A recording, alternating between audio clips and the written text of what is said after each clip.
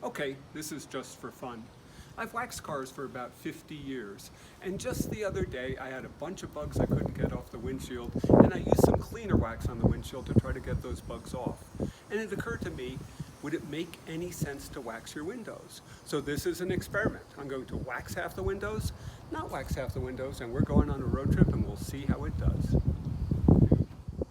I've noticed that Windex tends to dissolve wax. So I've already washed this window thoroughly before applying the wax, and we'll see if as we wash it on the trip, whether it has any benefit whatsoever. We'll apply a nice coat of a good quality cleaner wax to the driver's side only, and we'll also apply it to the back window where it tends to accumulate a lot of dust. The driver's side will get a lot of bugs, the back will get a lot of dust, and we'll see if it has any effect whatsoever. We'll get the rear window as well. This one accumulates a lot of dust. Let's buff it off. And to be sure it's done right, let's do a second coat. There seems to be no initial difference in transparency or clarity. Like rain, the raindrops do diffuse and move more on the wax section of the windshield. At the first gas stop, there was no noticeable difference on the waxed or the unwaxed side in cleaning the windshield. When it comes to dust, oddly enough, the waxed side seems to have accumulated more.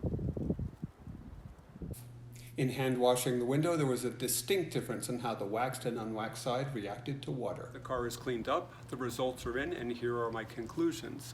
Surprisingly, the back window accumulated more dust on the waxed side than on the unwaxed side. I would never wax a back window. On the front windshield, I counted the bugs that remained after washing by hand, and the unwaxed side had one more bug remaining than the wax side.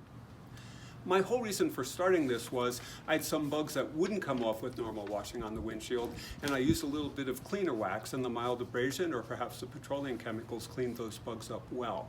That's what made me start thinking about having a waxed windshield.